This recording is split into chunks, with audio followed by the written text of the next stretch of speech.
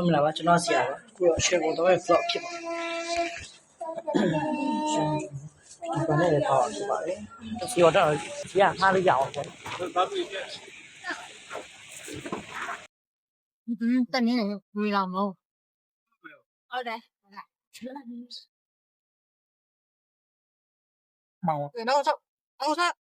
နဲရတာဗန်စမ်ကျွန်တော်ခုရွှေဘုံသွားနေပါတယ်ရွှေဘုံရမှပြန်တွေ့ပါခင်ဗျရွှေဘုံရဖြစ်ပါတယ်ကျွန်တော်ရဲ့ vlog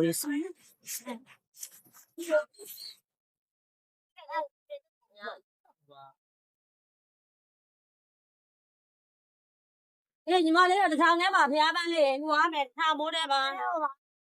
ပန်းလေးကောက်မှာပါရှိ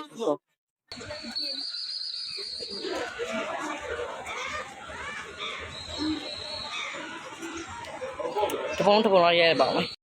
ဒါဘာလို့ကျွန်တော်ရဲ့တော့ဘေးဒီမေးတာနော်အဲ့တော့စောင့်ပေးနေတယ်အဲ့ကြောင်ဝင် sorry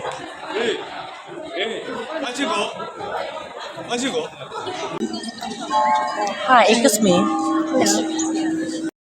ဆိုတော့ကျွန်တော်နိုင်ငံခြားသားနဲ့ပြောမယ့်အချိန်မှာပေါ့နော်ကျွန်တော်မှာဝင်ပြီးတော့ပြောရတဲ့အတွက်ကျွန်တော်ခေါင်းကြီးရောလည်းပြီးတော့ဘာမှမထင်နိုင်ခဲ့ပါဘူး you know water from the hand like this water from the hand this pagoda have there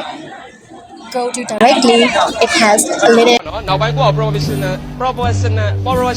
စကားအသိမပြေဘူးเนาะ state of Boga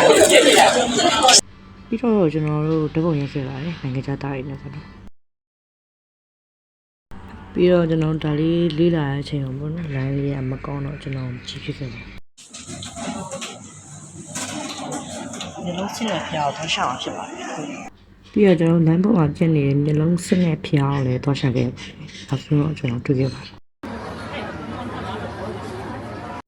နောက်ဆုံးတော့မိုးလေးချုပ်တော့မှဆိုတော့လည်းကျွန်တော်တို့ vlog လေးကိုကျွန်တော်ပေးလိုက်ပါတယ်